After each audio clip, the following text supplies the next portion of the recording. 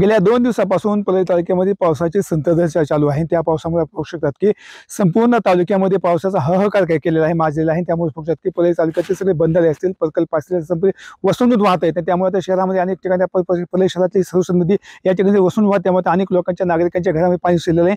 आता मी आहे पलई तालुक्यातील नाथरा या शिवारामध्ये पाहू शकतात की या ठिकाणी शेतकऱ्याच्या शेतामध्ये खरीपाचं पीक सोयाबीन लावलं, कापूस लावलेलं आहे आणि कापसात पाहू शकते संपूर्ण कापूस आता पाणी खाली गेलेलं आहे। त्यामुळे पाहू शकते या कापसात चांगले इथे बोंजे देखील लावलेले आहे, चांगला माल लागणार होता, पण आता या पावसाने सगळं नादुरुस्त झालेली आहे। त्यामुळे शकतात की खरीपाचं पीक उडीद असेल, मूग असेल, ते संपूर्ण आता पाण्याखाली गेल्यामुळे त्याच्या आता प्रचंड शेतकऱ्याची नुकसान झालेली आहे। आणि त्यामुळे आता तात्काळ सरकारने या ठिकाणी येऊन तात्काळ पंचनामे करावे आणि शेतकऱ्यांना न्याय द्यावा अशी आता मागणी शेतकरी राजा करत आहे। कॅमेरा पर्सन युकास सोबत मी संभाजी मुंडे, टीव्ही 9 मराठी, पलई, बीड।